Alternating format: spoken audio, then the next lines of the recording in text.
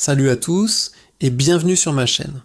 Aujourd'hui, on va plonger dans le monde fascinant du sel noir, aussi connu sous le nom de sel de sorcière. Vous en avez peut-être déjà entendu parler, mais savez-vous vraiment ce que c'est, comment on l'utilise et comment le fabriquer soi-même? Restez avec nous car on va tout vous dévoiler. Alors, qu'est-ce que le sel noir? Contrairement à ce qu'on pourrait penser, ce n'est pas juste du sel de table coloré en noir. C'est un mélange puissant, principalement utilisé dans diverses traditions spirituelles et pratiques magiques pour la protection, le bannissement et la purification. Il est réputé pour sa capacité à absorber les énergies négatives et à créer une barrière protectrice autour d'un lieu ou d'une personne. On le trouve souvent déposé devant les portes, au coin des pièces ou utilisé dans des rituels spécifiques. Maintenant, la partie que vous attendez tous, comment faire son propre sel noir? C'est plus simple que vous ne le croyez. La base, c'est du sel, bien sûr. N'importe quel sel fera l'affaire. Sel de mer, sel rose de l'Himalaya, à vous de choisir. L'ingrédient qui lui donne sa couleur et une grande partie de ses propriétés, ce sont les cendres.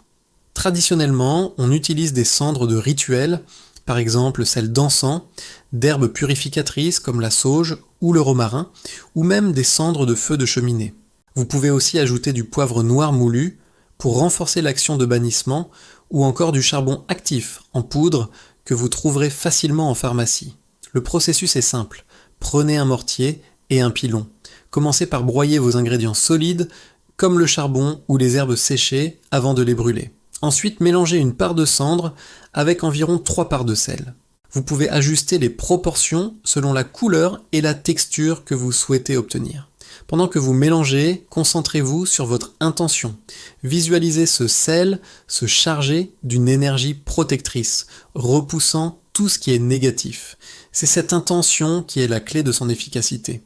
Une fois le mélange homogène, votre sel noir est prêt. Conservez-le dans un bocal en verre hermétique, à l'abri de la lumière et de l'humidité. Comment l'utiliser? C'est très polyvalent. Vous pouvez en saupoudrer une fine ligne devant votre porte d'entrée pour empêcher les énergies négatives de pénétrer. On peut aussi en placer de petites coupelles dans les 4 coins d'une pièce pour la purifier et la protéger. Certains l'utilisent dans des sachets de protection à porter sur soi ou à placer dans sa voiture. Attention cependant, le sel noir de protection n'est pas destiné à la consommation. Ne le confondez pas avec le sel noir d'Himalaya, le Kalanamak, qui est un sel culinaire. Voilà, vous savez tout sur le sel noir. J'espère que cette vidéo vous a plu et vous a appris des choses. Si vous décidez de fabriquer votre propre sel noir, n'hésitez pas à partager votre expérience dans les commentaires. Et si ce genre de contenu vous intéresse, pensez à liker la vidéo, à la partager et surtout à vous abonner pour ne rien manquer de nos prochaines explorations. Merci d'avoir regardé et à très bientôt pour une nouvelle vidéo.